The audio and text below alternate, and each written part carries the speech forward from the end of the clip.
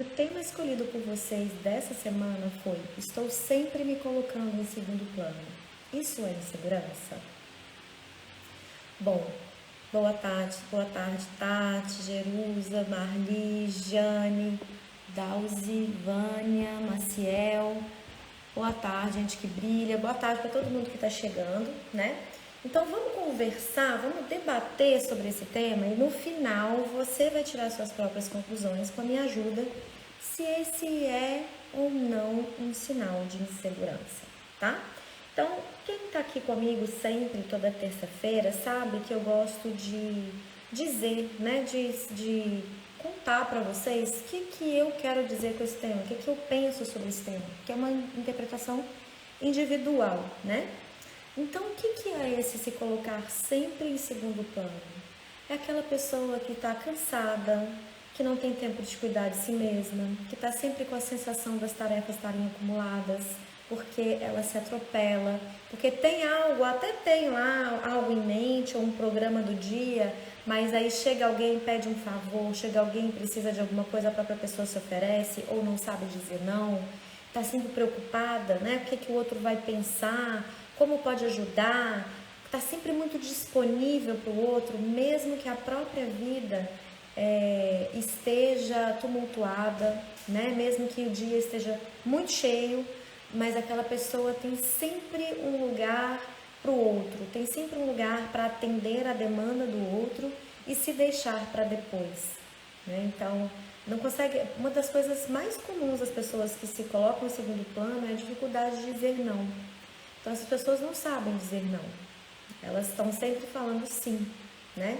Ou com uma enorme frequência, sempre ou quase sempre, porque sempre e nunca é uma palavra difícil da gente usar, né?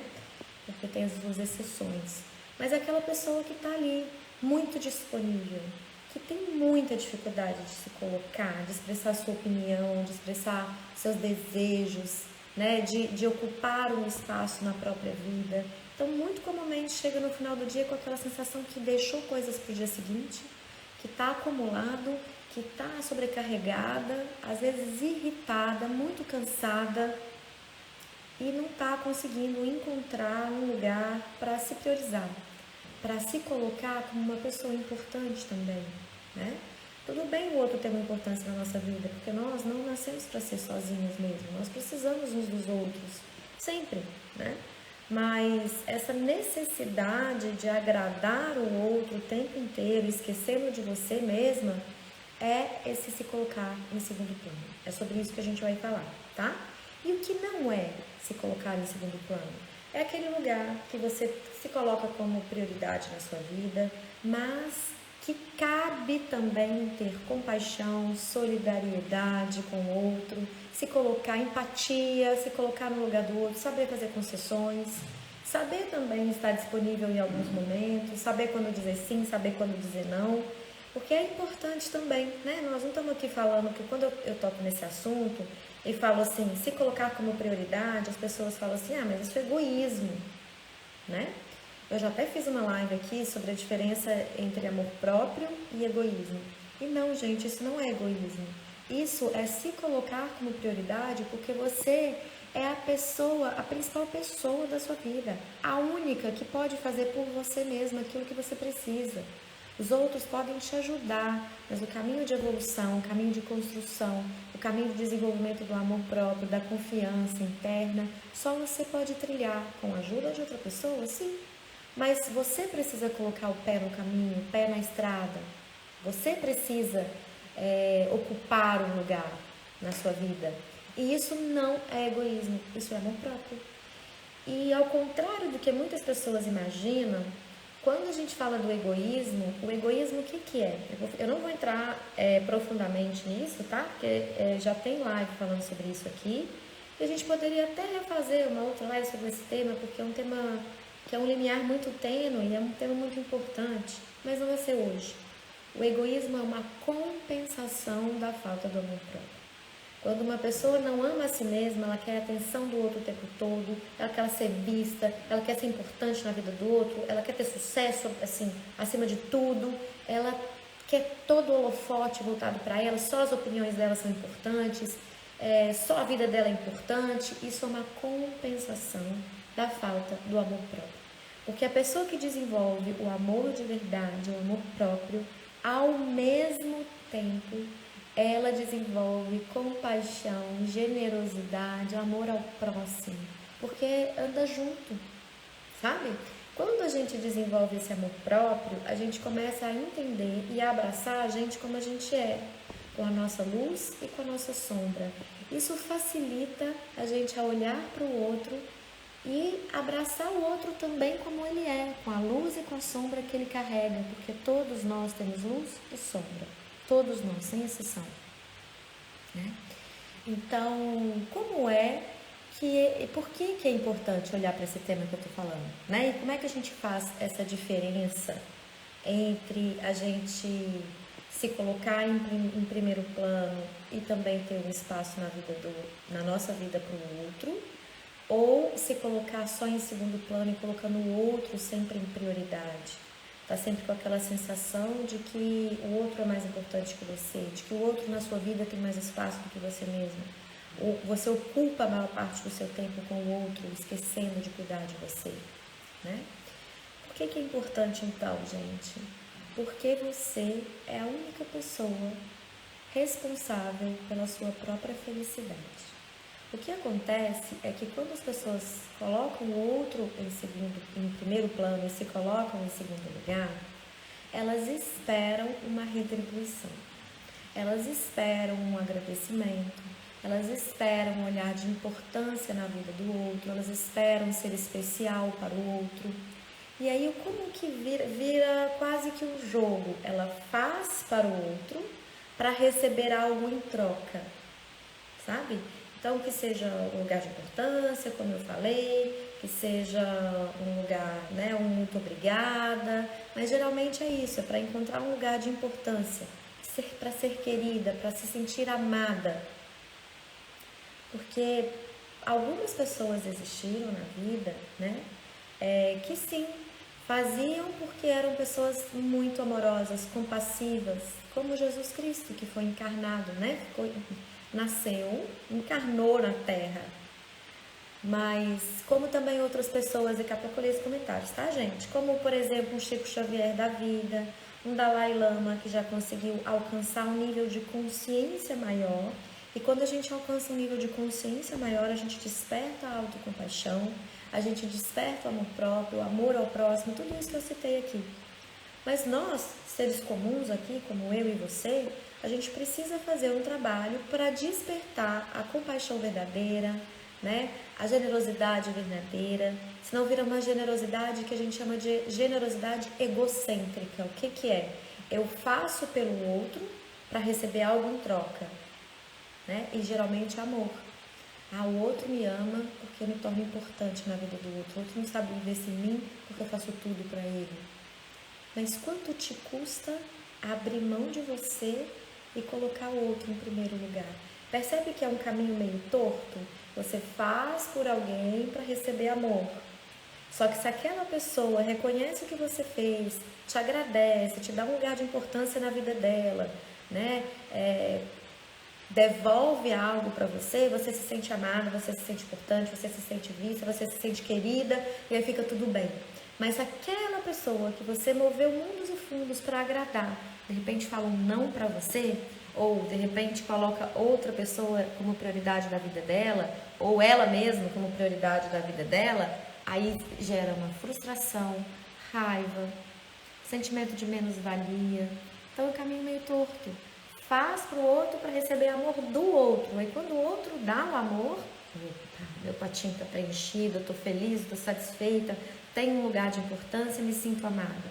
Mas se o outro, por qualquer motivo que seja, porque não pode, ou porque não quer, não devolve aquilo que você esperava, pronto. É motivo de tristeza, é motivo de sensação de menos-valia, né? Às vezes até uma depressão. E como seria mais fácil a gente desenvolver o amor próprio e a autoconfiança para compartilhar amor? Sai do lugar da dependência emocional, de ter alguém que reconhece seu valor, alguém que te admira, alguém que você é importante, para ser você mesmo essa pessoa que ocupa esse lugar na sua vida. E quando você consegue isso, automaticamente, você também consegue selecionar melhor e encontrar um equilíbrio nas suas relações. Porque muitas pessoas ficam em relações abusivas, fazendo tudo pelo outro, se colocando em segundo plano para receber migalhas de amor. E não conseguem sair daí porque se tornam dependentes emocionais, né? Deixa eu ver aqui um exemplo do que eu estou falando para deixar isso mais claro para vocês. Imagina a seguinte situação. Você está com um dia super atarefado, né? Muito atarefado mesmo.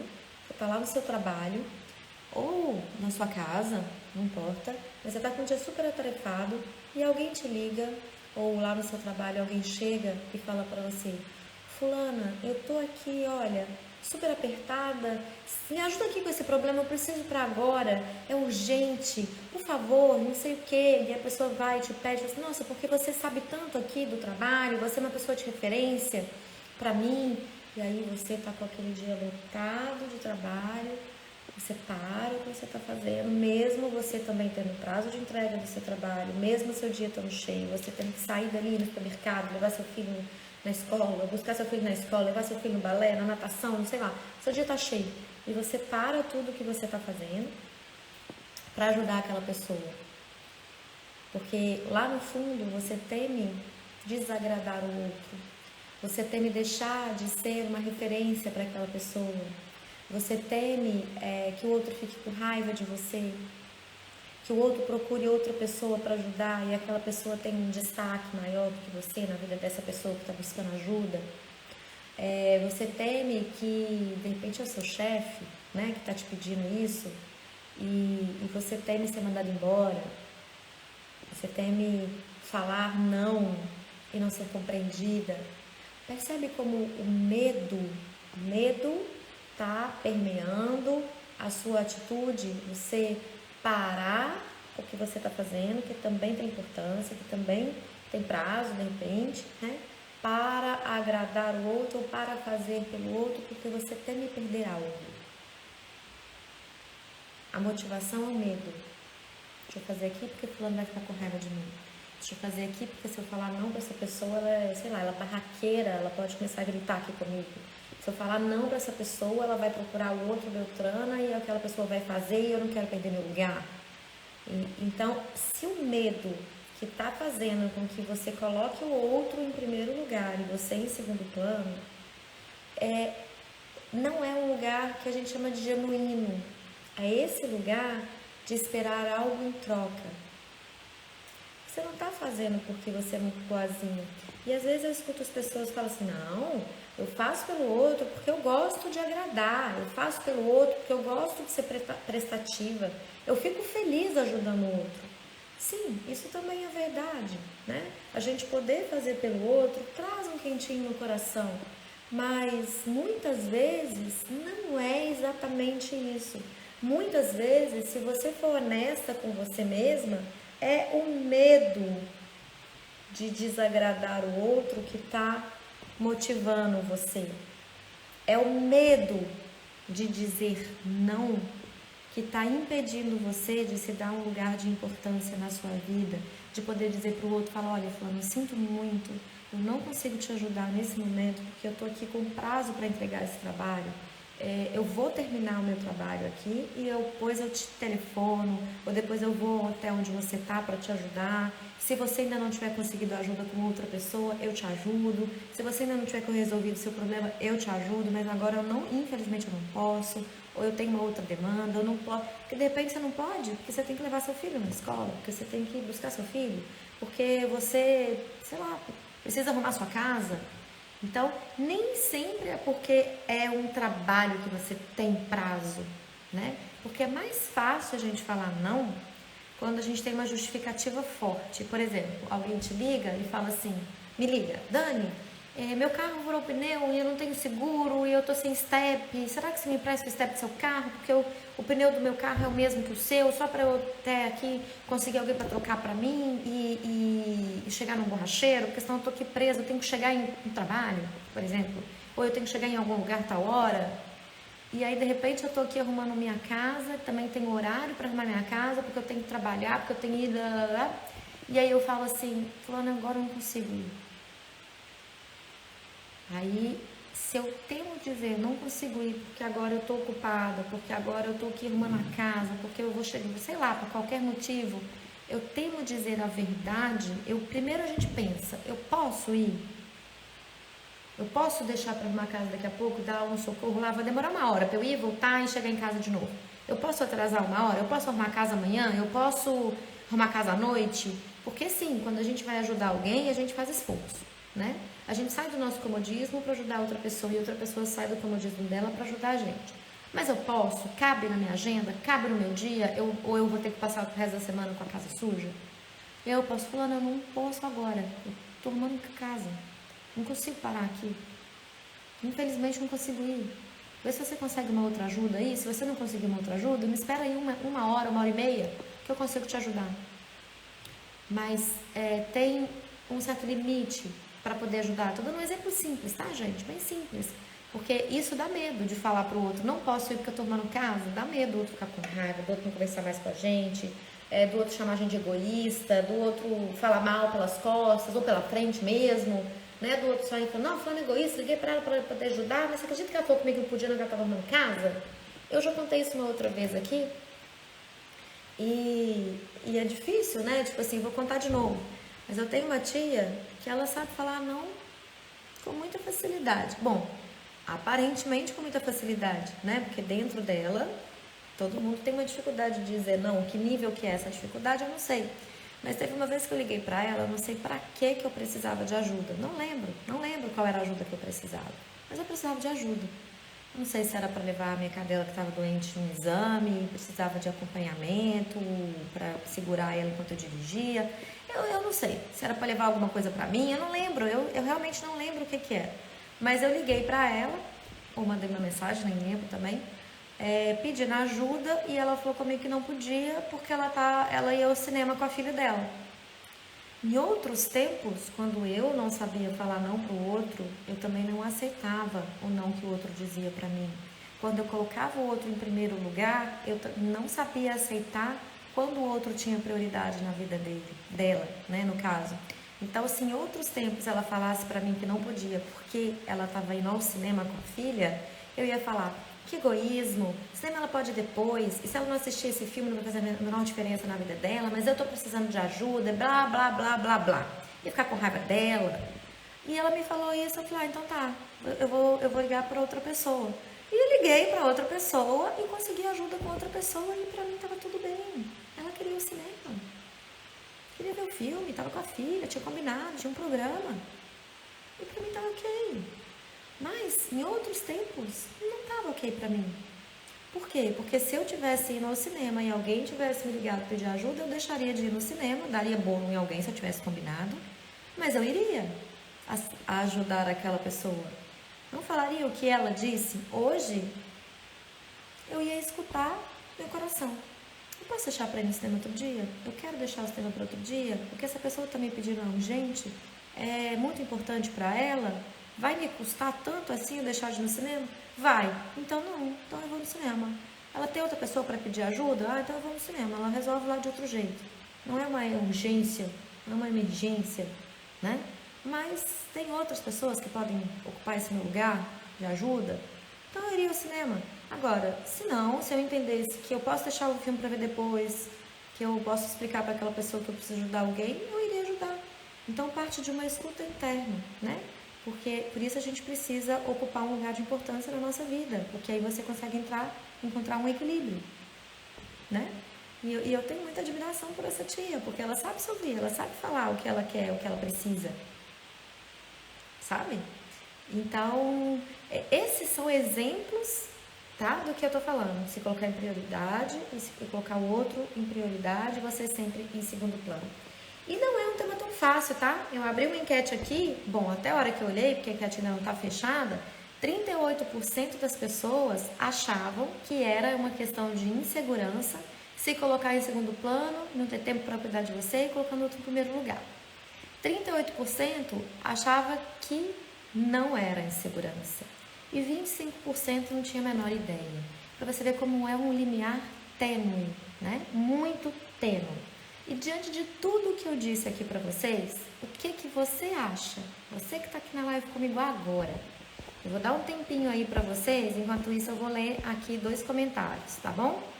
Para você me dizer se você acha que é uma questão de insegurança ou não, por tudo que eu já falei aqui. Então, vamos lá. Deixa eu ver aqui os comentários. Vou selecionar essas coisas aqui. Uma das coisas que eu tenho aprendido com você é que as pessoas nos colocam no lugar que a gente mesmo se coloca.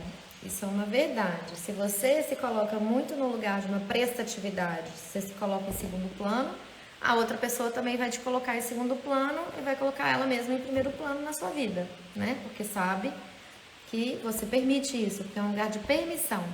O outro só faz aquilo com a gente que a gente permite. Então tem uma frase que fala, o outro me fez,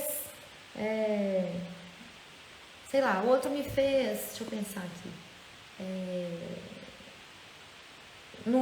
o outro me fez não ir caminhar hoje, né? O outro me fez não ir caminhar hoje.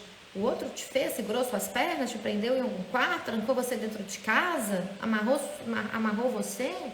Ou você, para atender uma demanda do outro, deixou sua caminhada para depois, se colocou em segundo plano? Então não é o outro que fez, é você que permitiu que o outro fizesse porque você não soube colocar limite. A gente está falando aqui que tem a ver com a dificuldade de dizer não, né? Então vai aí, vai me contando se você acha que é insegurança ou não, tá? Outro comentário aqui, ó. Eu ainda tenho muita dificuldade de dizer não e por isso me enrolo nas minhas coisas. Exatamente. Quando a gente tem muita dificuldade de dizer não, a gente se coloca em segundo plano, procrastina o nosso para poder fazer pelo outro, para ter esse lugar que eu falei, né? Da importância, do amor próprio. Com certeza é insegurança. Olha, gente, é isso mesmo. Tem a ver, eu não quero afirmar 100% de certeza que é insegurança, tá? Porque o que acontece ali? Eu não gosto de falar assim, sempre, é uma coisa fechada, tudo isso é insegurança, não. Pode ser que não seja, mas é muito difícil não ser, tá? Então, se você é uma pessoa que se coloca em segundo plano e está sempre fazendo tudo pelo outro, esquecendo de você, é um sinal de alerta extremamente importante, é um sinal vermelho, para tudo, e avalie a sua autoconfiança. Né? Porque sim, isso está muito interligado, muito.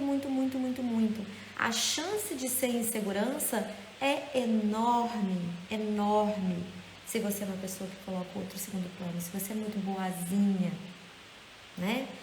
Fulana é muito boazinha, prestativa que só ela, né?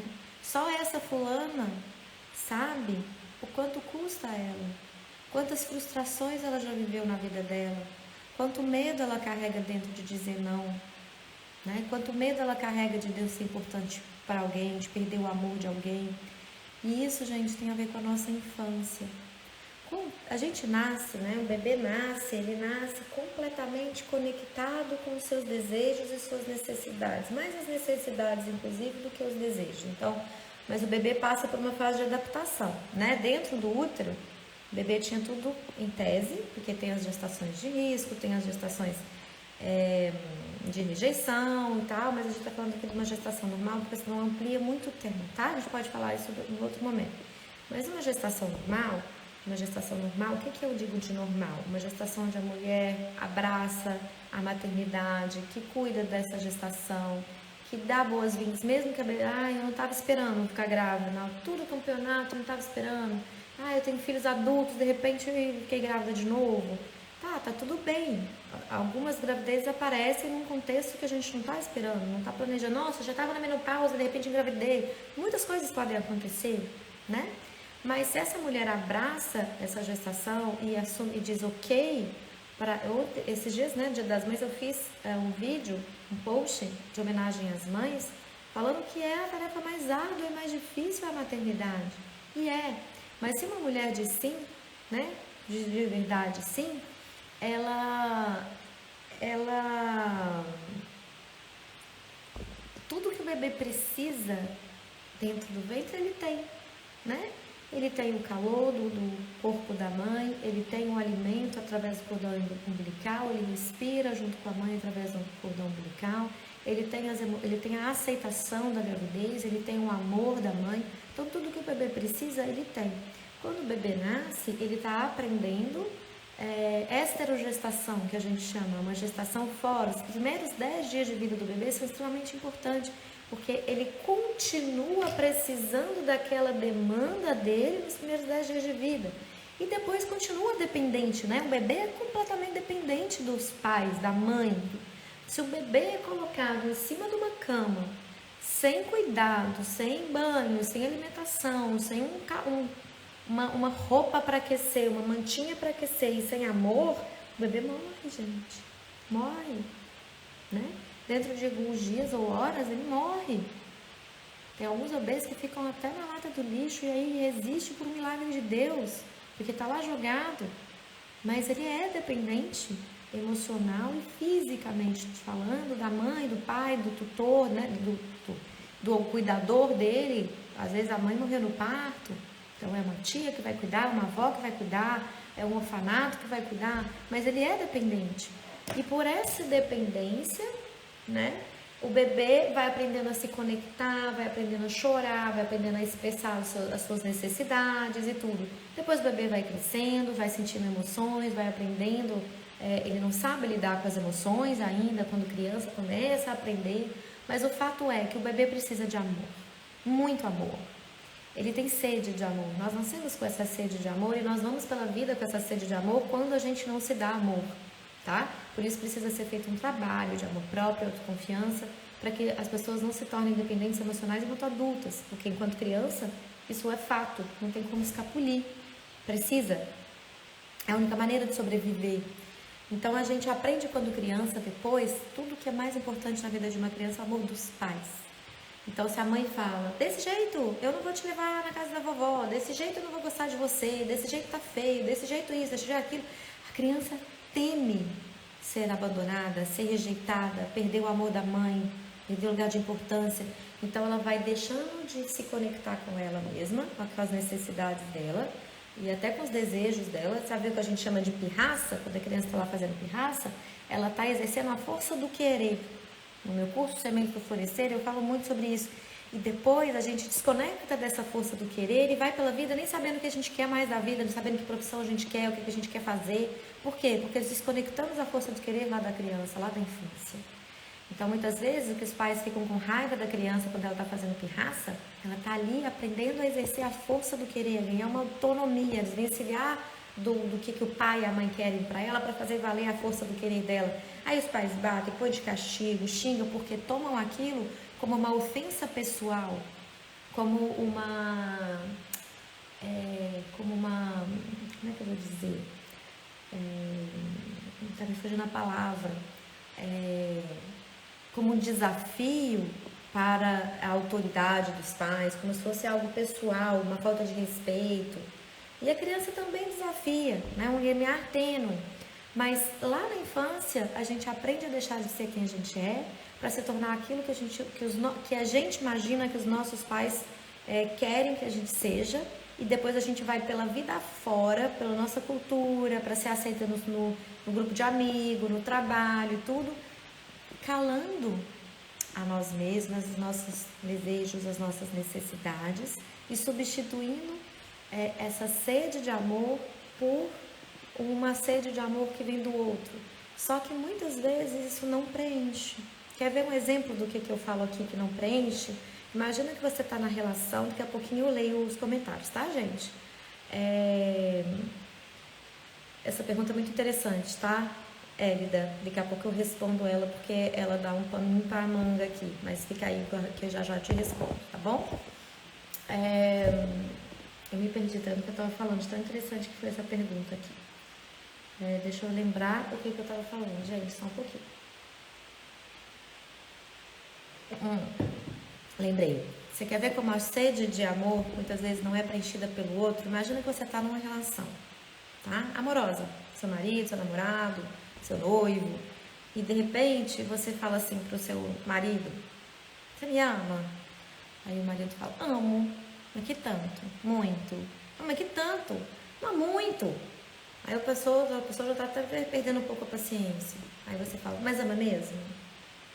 E o outro pode falar o que for, que não vai te preencher. Porque esses gatilhos, né, esses medos que aparecem da gente não ser amado, que levam a uma atitude de uma cobrança de amor, né, como assim, uma cobrança, me dá amor, me dá amor. E o outro fala, te amo muito, te amo, sei lá, eu quando era criança, né, aprendi um negócio que era, meu pai quando criança, minha tia na verdade, dizia, a tia dela morava bem distante da casa do meu avô. Então, quando eles falavam assim, vou na casa da tia Maninha, nossa, para ela era uma distância enorme. Então, quando ela falava, quando virou um jargão familiar, que é assim, te amo até a casa da tia Maninha, porque é a representação de uma distância assim absurda para a criança, sabe? Assim, muito, muito, muito longe, é quase que o infinito. Então, a pessoa pode dizer, te amo infinitamente, te amo para essa vida e para as outras vidas todas, te amo até a eternidade, te amo para sempre, sei lá o que a pessoa pode falar, que não vai preencher, porque manifestações de amor cobradas não preenchem, manifestações espontâneas preenchem. Então, pensa um outro lado, que é, você tá lá na sua casa, fazendo alguma coisa, tá no seu trabalho, de repente seu marido manda uma mensagem falando assim, só tô passando aqui para dizer que eu tô com saudade, beijo, te espero mais tarde. Ele não diz que te ama, mas aquilo, a mensagem dele no meio do dia, do nada, fez o seu coração bater. Fez você se sentir importante, você se sentir desejada, amada, querida, sabe? Então, muitas vezes a gente espera que o outro dê esse amor, mas o amor do outro, ele pode trazer um quentinho para o seu coração, mas ele sozinho não preenche. O amor verdadeiro que preenche, primeiro precisa ser despertado aqui dentro, é o alto amor, para depois compartilhar amor. Senão não vira, não dá certo, sabe? E vamos só fechar aqui, né? E depois vou deixar um exercício para vocês fazerem, que vai esclarecer muito sobre isso, se você está fazendo pelo outro por insegurança ou se você está fazendo pelo outro por generosidade, porque é um limiar muito tênue. Tá? A gente também tem generosidade interna, solidariedade, compaixão, tem tudo isso. Mas é um sinal de alerta. Se você tem uma postura de ser muito boazinha, se você tem uma postura de estar sempre colocando o outro em primeiro lugar, né? De ser uma pessoa prestativa demais, por mais que você diga eu gosto de agradar o outro, isso me faz bem, acenda todos os sinais. É um sinal de alerta. Isso é insegurança. A insegurança faz você temer desagradar o outro. A insegurança faz você ser desonesta com você mesma e com o outro. Porque você faz, às vezes, sem vontade de fazer. Às vezes até de mau humor. Ou você faz lá e depois volta para casa se culpando, se criticando, com raiva de você mesmo, porque você está atrasada nos seus afazeres, no seu trabalho, em quem quer que seja. Se você tem isso e com frequência, se você tem esse medo de dizer não para o outro, de ser rejeitada, de ser abandonada, de não pertencer a um relacionamento, a uma família, a um trabalho, a um grupo de amigos, se você disser, né, colocar limite no outro, disser não e se colocar em primeiro lugar, é insegurança. É insegurança. Quando não é insegurança? Por exemplo, a maternidade não é insegurança. Porque, como eu expliquei aqui, o bebê precisa da mãe. Então, sim, a mãe vai passar por um período, às vezes, muito exaustivo de se colocar em segundo plano. O amor do bebê para com a mãe é um amor que a gente chama de amor porneia, amor de objetificação. A mãe é o objeto de desejo da criança, porque a mãe satisfaz as necessidades do bebê, sabe? Necessidades físicas, necessidades emocionais do bebê. Então, é o único amor que o amor da mãe é de dar, doar, de sacrificar, e o do bebê é de tomar para si. né? O objeto de desejo dele, a mama, uma amada mãe, a mãe, o carinho da mãe. Então, esse é o único momento da vida em que tá ok o bebê demandar, e é o único tipo de amor que o bebê pode sentir pela mãe é esse. E esse é o momento da vida de uma mulher que é de sacrifício. Ela vai tomar banho rápido, ela não vai conseguir ir ao banheiro, ela vai almoçar comida fria, ela vai perder noites de sono, ela vai estar exausta, cansada, vai precisar cuidar do bebê, do trabalho, da casa, ela vai estar com o cabelo feio, sem tempo de cuidar dela, sem tempo de fazer uma unha. Sim, esse é o momento de que a mãe precisa colocar o bebê em primeiro lugar e se deixar em segundo plano. Esse é a natureza do momento.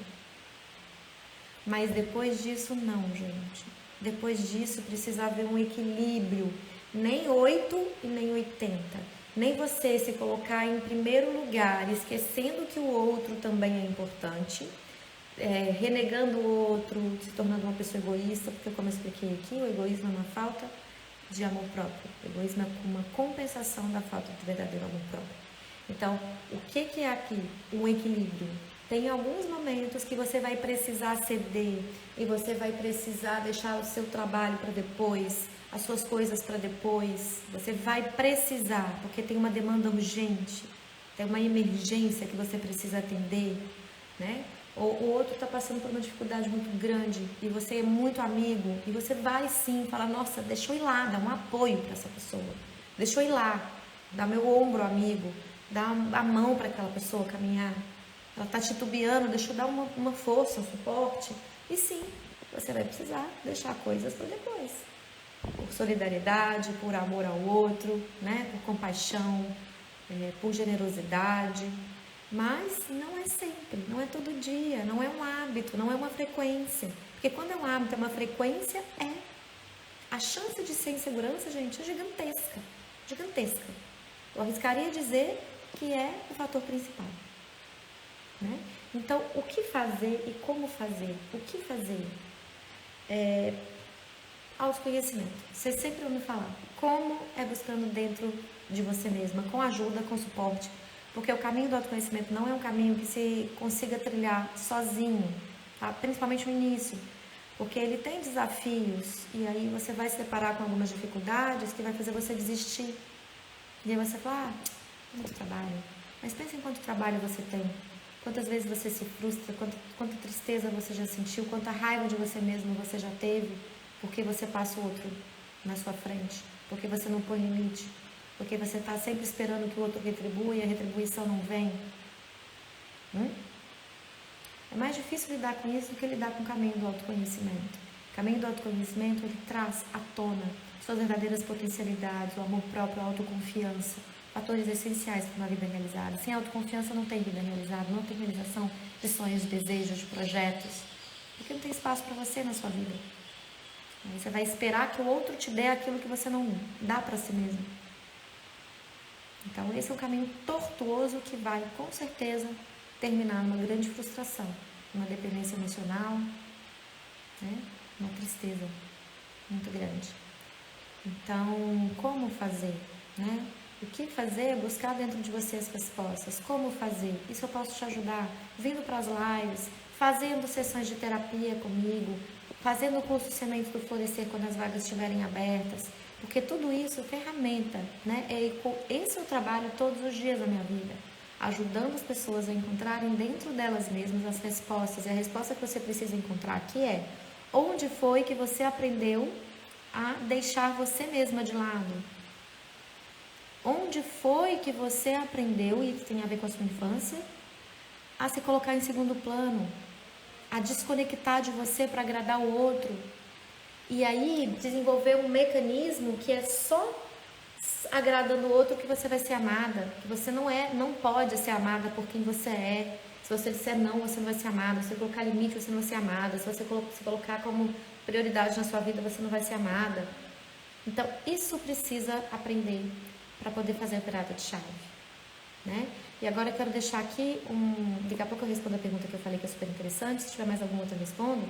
Mas eu quero deixar um exercício aqui para vocês terem uma ideia. Se o que está motivando você é a insegurança, tá? Ou a generosidade verdadeira, genuína, de coração. Então você vai escrever o momento da sua vida, tem que escrever, não vale pensar não, tá, gente? Porque pensar e escrever é muito diferente. Quando a gente escreve, a gente precisa elaborar melhor, a gente escreve, reescreve, a gente toma um tempinho para olhar a situação de uma maneira mais profunda. Então pega um caderno e coloca aí quais são os motivos que você se coloca em segundo plano. Por que você não tem na sua vida um espaço para você? Se você está dizendo, se todas as suas respostas, ou a maioria das suas respostas for porque eu estou fazendo algo pelo meu chefe, pelo meu marido, pelo meu filho, pelo meu trabalho, por outra pessoa, você vai dizer, e por quê? Na verdade, nem é por quê, eu gosto mais da pergunta, para quê? Para que eu faço isso? Para que eu atendo todas as demandas do meu marido? De repente, a resposta vai ser, para ele não ir embora, para ele me amar, para ir... Não sei qual vai ser a sua resposta. Mas se for para esse tipo de resposta, para que o outro não vá embora, para que o outro me ame, para que eu seja importante na vida do outro, para que o outro não fique com raiva de mim, para que eu tenha um lugar especial na vida do outro, é insegurança. Se você tiver dúvida, pode mandar o direct. Escreve na folha, bate uma foto e manda para mim que eu te ajudo. Tá? De forma gratuita. Manda para mim que eu te ajudo. Mas escreve, mas assim, com a verdade do seu coração. Com toda a verdade. Se as suas respostas tiverem a ver com medo de desagradar, medo de ser excluída, medo de ser abandonada, medo de ser rejeitada, medo de perder o lugar de importância, né? Medo de não ter um lugar na vida do outro, é insegurança. E aí eu sugiro que você busque ajuda para desenvolver a autoconfiança. E uma coisa eu te falo com certeza, as relações pautadas na verdade são relações muito fortes, são relações de vínculos verdadeiros, porque na maioria das vezes as pessoas se relacionam por manipulação. Eu faço para você fazer algo em troca por mim. Eu gosto de você para você me amar. Eu sou prestativa para você ser prestativa para mim. Como eu contei meu próprio caso aqui da minha dificuldade de dizer não. Eu falo sim para você para que você não diga não para mim. Para que você também diga sim para mim o tempo inteiro. Ou sempre que eu precisar, ou a maioria das vezes que eu precisar. Porque se você falar não sei lidar com isso, então escreve, gente, de verdade. E se as suas respostas estiverem relacionadas ao medo, seja muito honesta na hora de responder. Lembra que não é para você, não é para mim, não é para o outro. É um exercício que você vai fazer escrevendo só para você mesmo. Você pode queimar essa folha, guardar, escondido debaixo de 7 chaves, mandar para mim, se precisar de ajuda, não importa. Mas faça com a sua verdade. Isso vai te mostrar um caminho que você precisa seguir para aprender a ser quem você é. Eu falo que o caminho do autoconhecimento tem um grande benefício. O primeiro deles tem vários, tá? Mas o primeiro deles é desenvolver autoamor, autoconfiança. Primeiro autoconfiança, depois o autoamor, que é um exercício que a gente precisa fazer o resto da vida. Mas tem um que é ainda mais forte, que engloba tudo isso, que é a liberdade de ser quem se é. É você não precisar fazer tanto esforço para agradar o outro, para se sentir amado. E isso é uma liberdade que não tem preço. As pessoas que vivenciam isso sabem do que eu estou falando. Eu te digo isso porque eu experienciei isso na minha própria vida. Né? Então, um dia eu nunca vou ter medo de desagradar o outro. Não, a gente desagrada o outro, tendo medo sim. Né? Porque as pessoas são importantes pra gente, a gente gostaria de retribuir ou de demonstrar o nosso amor.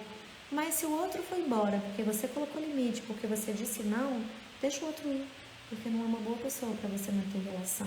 Se o outro gosta de você só pelo que você oferece pelo outro, não pelo quem você é, não é o tipo de relação saudável para você.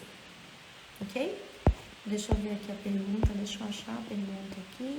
Alguém falou, no meu caso é insegurança demais, com certeza é insegurança. A dificuldade que tenho para dizer não é a mesma que tenho para pedir ajuda. É a mesma. Sabe por quê? Porque quando a gente pede ajuda, a dificuldade de pedir ajuda é o medo de receber não. Se eu peço ajuda, porque pedir ajuda deixa a gente num lugar de vulnerabilidade. Se eu peço ajuda e o outro diz não, meu Deus do céu, aí leva pro lado pessoal, o outro falou não pra mim, o outro não quer ajudar a mim, o outro tem raiva de mim, o outro não gosta de mim, aí vai para o egocentrismo, né? Então, quando a gente aprende a dizer não, a gente também aprende a pedir, porque se o outro disser não, ok, também eu digo não para as pessoas e não é pessoal, é a situação, é o momento, né? Então, aqui, ó, a Aida perguntou, com que idade o bebê começa a se libertar dos pais? Élida, na verdade, a libertação dos pais acontece por toda a nossa vida. Adulto, a gente também precisa de libertar dos nossos pais. Porque na maioria das vezes, se você pensar, e agora você é adulta, quando você quer fazer alguma coisa, aí você pensa assim, nossa, o que a minha mãe ia falar? Se minha mãe me visse fazendo isso, se meu pai me visse fazendo isso. Então, é algo que a gente precisa trabalhar a vida inteira, tá? Mas na criança, a criança passa por fases. Lá para os 9 meses, mais ou menos, a criança começa a compreender que ela e a mãe não são mais a mesma coisa, porque até lá, ela e a mãe são como uma coisa só. Então, não é intelectual, a criança não pensa isso, porque o intelecto é a última coisa que desenvolve na criança, mas é algo instintivo.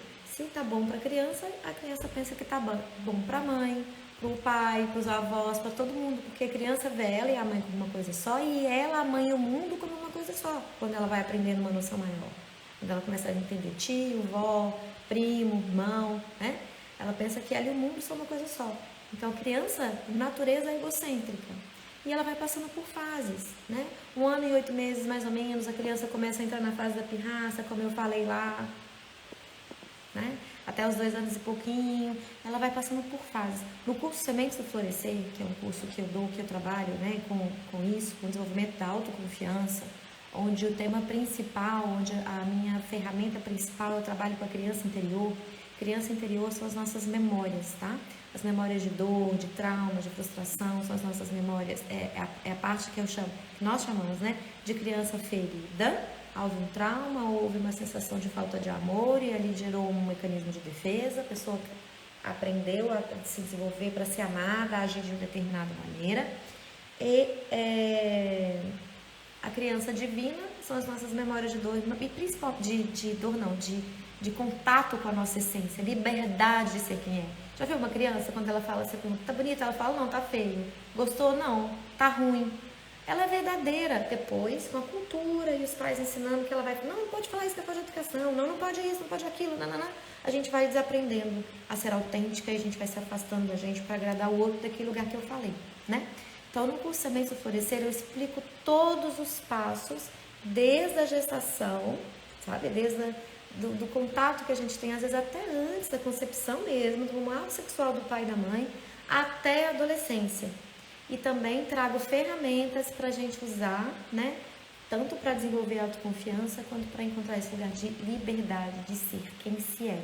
Então, fica bem atenta, porque quando as vagas, tem até aqui na minha página, tem um link, né? Que é o Linktree, que ali tem você deixar o seu contato para ser informada quando a próxima turma do curso Sementes do Florescer abrir, tá? Então você recebe informações privilegiadas. Todo mundo que está naquela lista lá recebe informações privilegiadas, porque recebem primeiro, tá? Para que não corra o risco de acabarem as vagas. Então não é uma coisa tão simples. A criança passa sempre por muitas etapas para desenvolver a autoconfiança, para desenvolver a autonomia, né? E aí eu precisaria de uma live inteira para te explicar. Mas eu posso te dizer que o caminho do autoconhecimento, né, o curso Sementes do Florescer, por exemplo, é uma ferramenta potente, porque, inclusive, na fase adulta, é preciso ser independente de pai e mãe. Alcançar a autonomia vem daí. O desenvolvimento da autoconfiança vem também daí, desse lugar de voltar na história e ressignificar o passado. Né, a sensação de falta de amor que a criança experimentou um dia e que deixou ela se afastar, fez com que ela se afastasse dela e se tornasse aquilo que os pais esperavam que ela fosse. Então é algo para a gente trabalhar, inclusive na fase adulta, tá? Mas é importante, né? Cada fase da criança, os pais estarem atentos para ajudar a criança, sabe?